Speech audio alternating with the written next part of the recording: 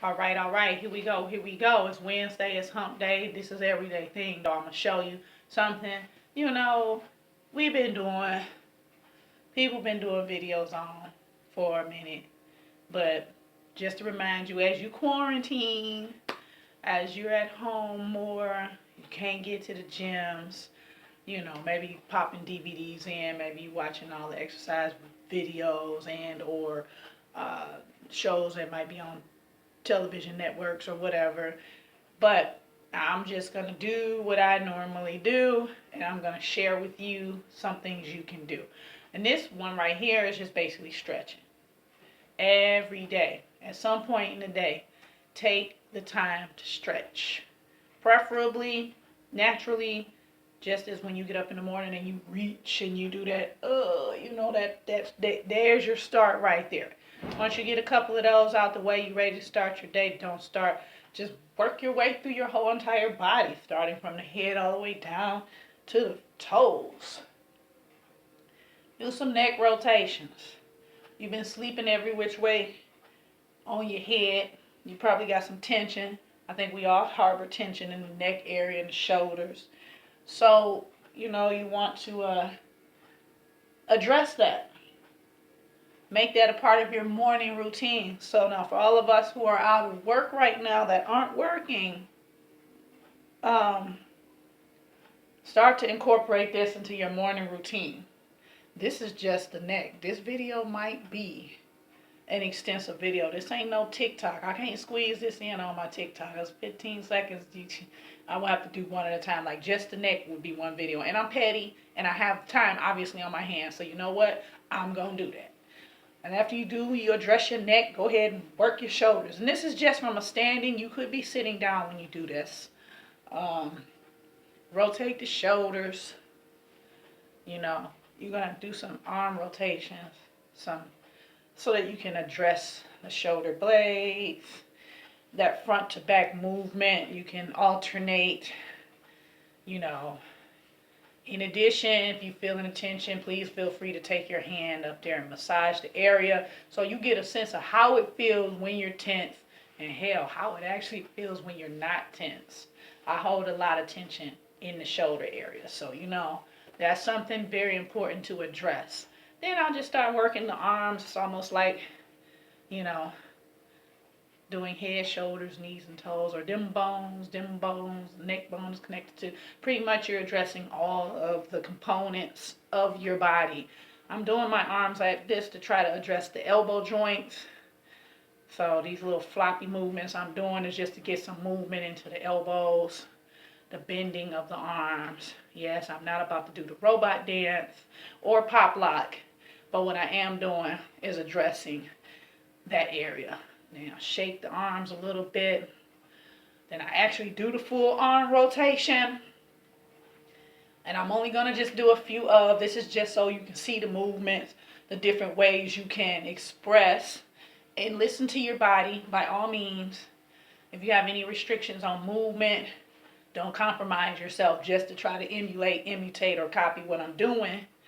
Just do the best you can every day to address these matters. We know stretching is very important. The absolute least we can do is stretch. You're going to see me do some different movements here. All of this addressing the arms. I haven't started the restrictive stretching yet. These are more of the loose stretches. Crisscross, scissors, crisscross. I don't remember if I did this one. Pat yourself on the shoulders. Okay. If I missed any, that's fine. You gotta excuse me making adjustments. Alright, so then now I'm locking them in. Now I'm doing a little something, Sometimes I do finger rotations. You can be multitask. You can multitask in some stretch positions. Some of them you just want to be a little more focused on the stretch. That one felt so good. I kind of held them longer than I was planning on for the video. But like I said, this video is just going to be rather extensive Yes, practice this one, y'all. When you want to hug somebody, hug yourself and give them a head nod and a smile. Let them know that I would hug you now, but this pandemic stuff has us under social distancing restriction. So this is the best I can do.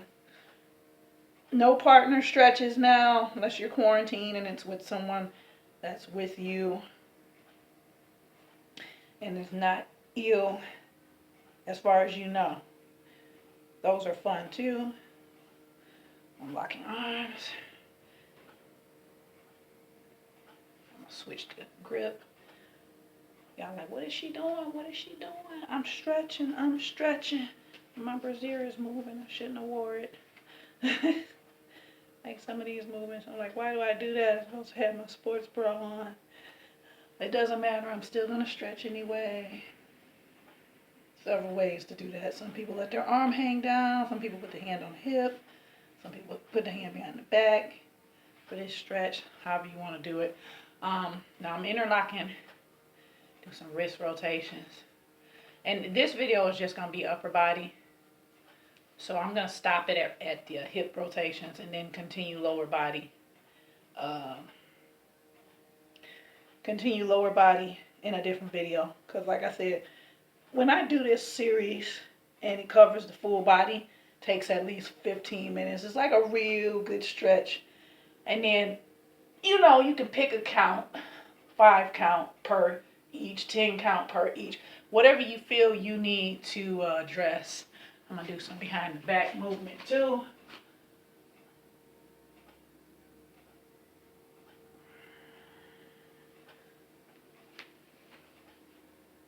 Some of these moves I can't stand doing.